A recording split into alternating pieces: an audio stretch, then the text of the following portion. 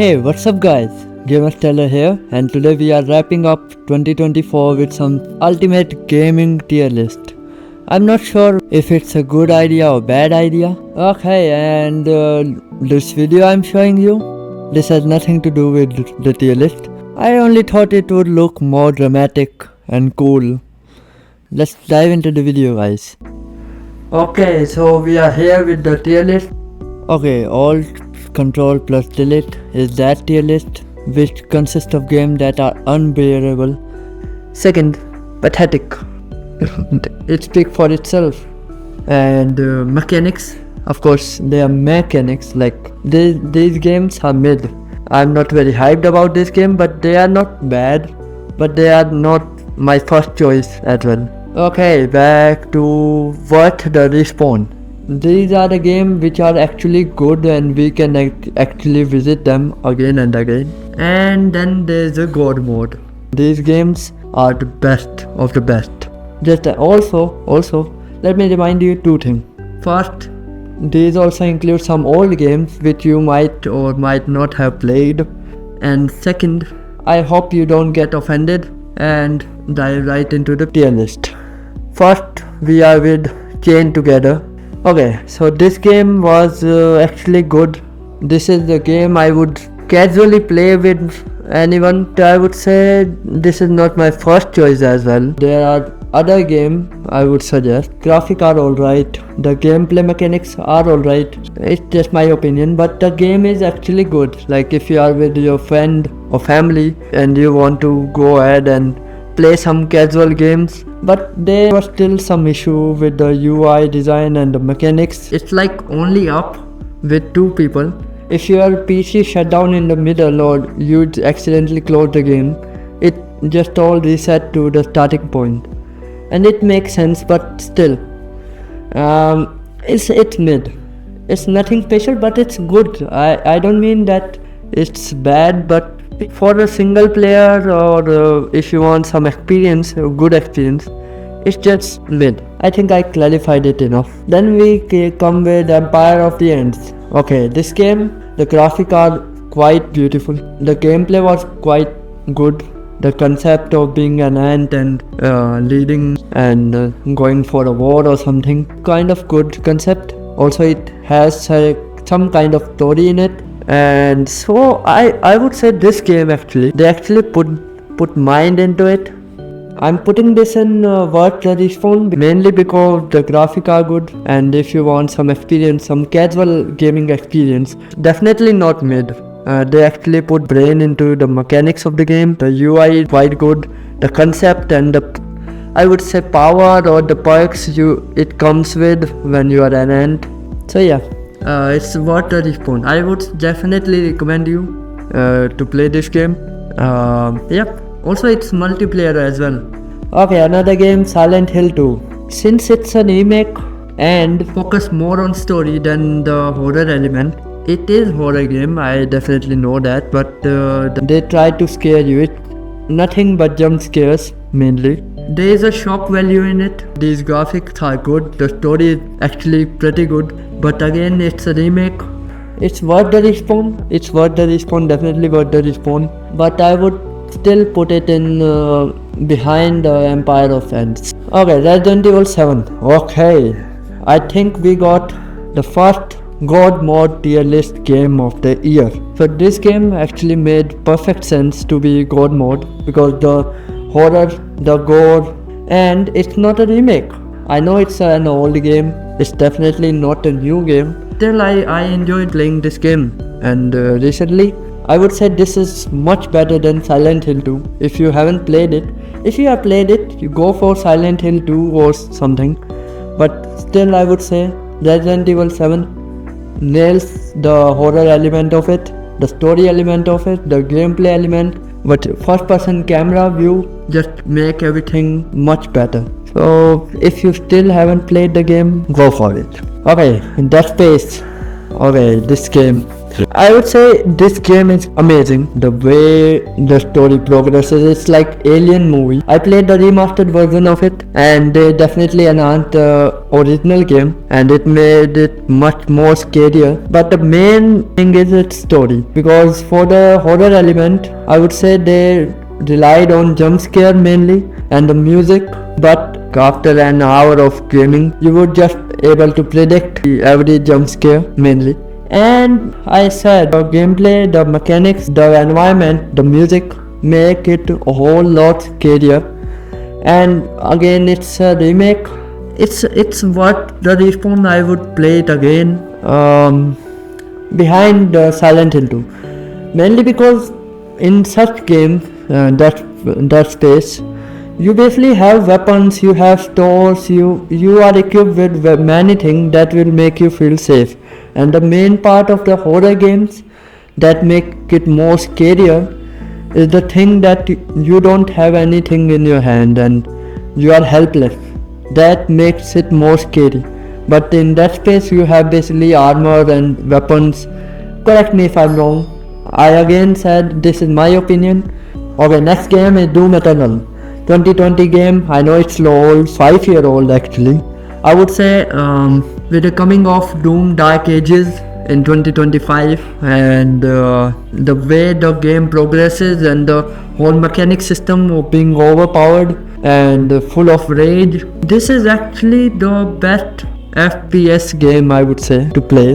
So I would still place it in God mode of FPS game. I mean, there are many multiplayer games, but I would still say for single player and you just want to destroy everything, punch the next guy, this game is for you.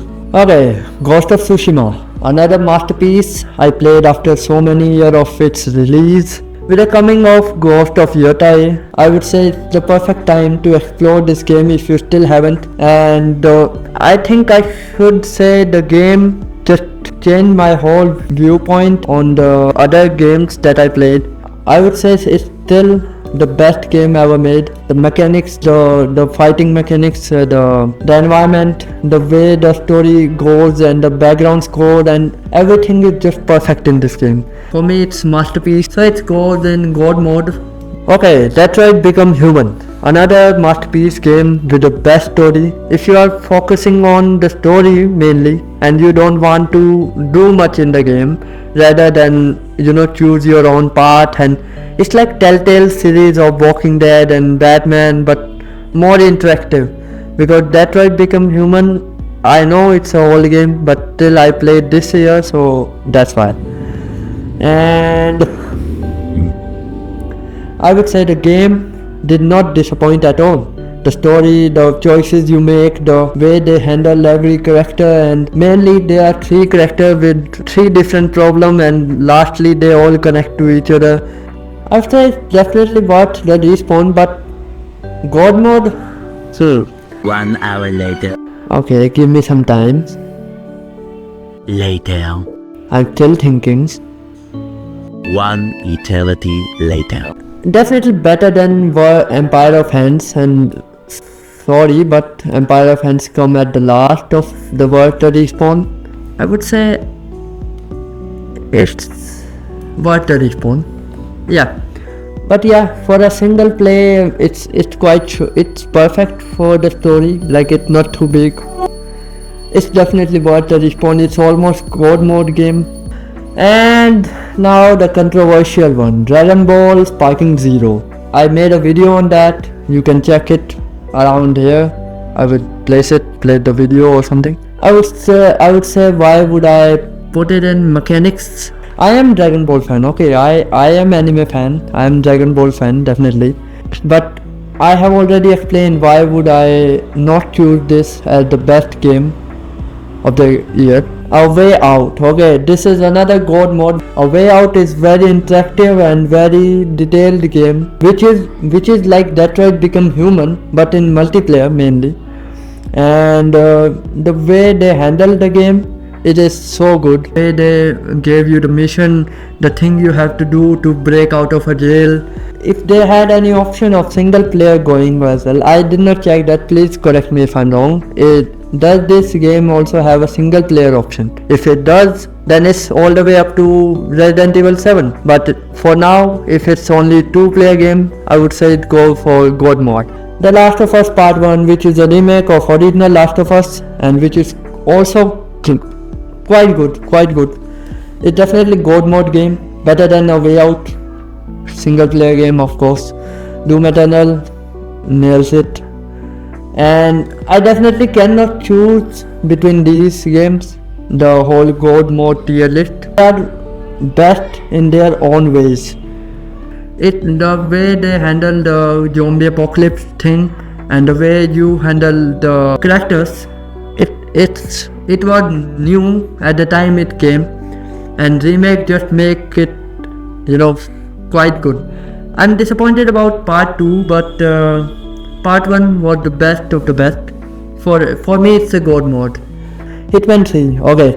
I played Hitman 1, I did not play Hitman 2, but Hitman 3 on its own was quite good game. For me, it's worth the respawn, definitely worth the respawn. And so it's not a remake, it's a whole story, so it's better than Silent Hill 2. I mean, this is the place, I would say. Also, but it's an EA game, so it definitely rely on in-game purchases. That's why this goes down to ranking Hitman 3, yeah. And I hate that factor about it. Outlast, okay. Another God mode game for me, for a horror game actually. And the way they handle the the way they handle the asylum. Yep, so I would say it's a God mode game which relies on the fucked up nature of any asylum, and they experimented on people. You are a reporter who goes there to collect evidences, and you get stuck in middle of it, and you need to escape the game. And there are many different pointers that I could speak about. I would say definitely try this game if you love the horror game. If you don't, please don't try it. I don't love horror game much, but yeah, it's awesome game and so on. Okay, we just have one of our first pathetic game of the year. Okay, I almost put this in all control plus Lilith, but still it's pathetic for me. I mean, I don't know how they won the award or something. I remember playing Prototype 2 and it had impact on me, a big impact. Because of that, I would put this in pathetic, because I know how could they have handled the thing they are doing. Please let me know what you had opinion on this game, because I'm not sure about it. Taken 8, okay, this year biggest player versus player game, I would say. And this is worth the respawn, but yeah, I mean, for the story I would go for it. It's better than Hitman 3 and but not better than Dead Space, because Taken in its own world too good for it. They continuously delivering the DLCs, the character roster keep on increasing day by day.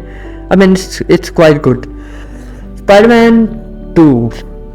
While the whole concept of switching and Venom appearing in this game was quite good, and it was first game of my year, until I played Ghost of Tsushima, I thought this is peak. I mean, Spider-Man 1 was peak, and this game was also good in its own. But then I realized the way they lazily handled the side story. In first game, they definitely nailed every side quest and everything. But in Spider-Man 2, I would say they definitely lacked somewhere. It's definitely worth the respawn. Guardian of Galaxy. Okay, this game was too short for me. I mean, the game mechanics were good. It was beautiful in its own. But the game in itself, it was too short for me. And I would still rather play Spider-Man 2 instead of this game, because there is nothing much you can do in this game after the main story is completed. So I would still place it in, not mechanics, I mean, I can place it in mechanics. Yeah, this will be best spot for it. Even if the story is good and the graphics are good and the way we handle the characters are good, we don't have much thing to do. If they had an expansion on it, and if they expanded the whole missions of exploring the galaxy, meeting different characters, I mean, it would have been more better. But yeah, there was nothing you can do after the main storyline is complete. So okay, the finals. The concept was whole lot good, that you can break literally everything. It was like Rainbow Six Siege, but much better. But I never understood the way the damage system and defense system worked. So while it was good, I could still give it a try again. If someone asked me to play the multiplayer shooting game, I would still prefer Valorant over it. So it's mechanics for me. Control. Okay, this is another game that I played and I enjoyed it. The story was good. But the weird angle they showed, the way character were talking, it was so unnatural for me. I mean, it was good game. It's definitely good for the mechanics and the techniques. Camera angles during cutscene, they were just over hyping everything or over dramatizing everything for me. It's still good game. I would give it a respawn again, and it definitely goes up from Empire of Hands, but it goes in worth the respawn. Batman 3. Okay, I played this game because of nostalgia. I remember playing Lego Batman once. I realized I might be too old for this game now, and I would not play this game at all. This game is good. You explore other characters as well, but there's nothing, surprising about it. So it's pathetic for me, but still better than Second Son. Okay, Stick Fight the game. I literally played this game because I watched a YouTube video on it, but then I realized it just kept on repeating itself. I would say just delete it for me. This is the first game I would say never play it never buy it, I would say, until and unless you are getting it for free. Try it for 10 minutes maybe, and then you will realize how boring this game is. Okay, so we are finally here, and the legend, the myth, the game of the year for me is here. And that is Black Myth Wukong, which goes top in the tier, even better than Ghost of Tsushima, because the Black Myth Wukong, with the mechanics, with the graphics, with the whole storyline and the twists and turns and the journals in it, the codex of it, just make everything so much better. You have so much thing to do in this game. I have played this game for over 150 hours, and after 150 hours I still can get over it, the way they handle the power system. So yeah, it's game of the year. I don't think I have to explain much about it. Okay, BeamNG Drive. This game also is like the Stickman fight, but because it's you can play this game alone in single player, I would say it's okay. It's for one try only. It's the purpose of the game. You can experiment on different things. You can destroy different cars.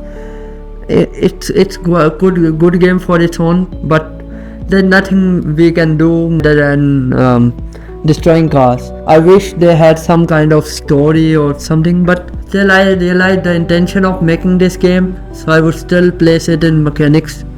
You can try it for once.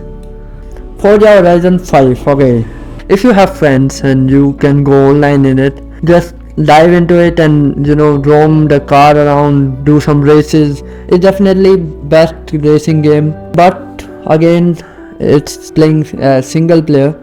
After a while you will be bored, and the next game you should buy, which is Cyberpunk 2077. I know this game came last year, but still, because I purchased DLC recently, I thought I should include this in the game. When this game first launched, it was disaster. It was buggy. There were many issues with the game. But after 2.0 update, it just changed everything, and the way they keep on adding new features to it, new mechanics to it, they keep on improving their mistake. I mean, that's what I would expect from a good gaming company. Yep. So I would say this game is definitely going God mode behind Ghost of Tsushima. For me it was, because this game definitely showed how one game should be given chance once more, even if they mess something up. Okay, so I think this will be last of the tier list, which is Sekiro. I think I played this game for 2 hours, not because it was bad game. I played 2 hours because I was bad at it. It definitely game I would say if you want to master every aspect of dodging, mainly timing and patience. So this game definitely live up to the hype, and who am I to say? I mean, this was game of the year and it's still the best game I have ever seen, but still not better than Black Myth Wukong. For me, Black Myth Wukong is the best game. Okay, so this was my tier list. I know many of the game you don't agree me with, and some of the game maybe you agree me with, but this was my tier list. I hope. By the way, by the time this video comes out, it will already be New Year. So happy New Year to all, and keep on gaming.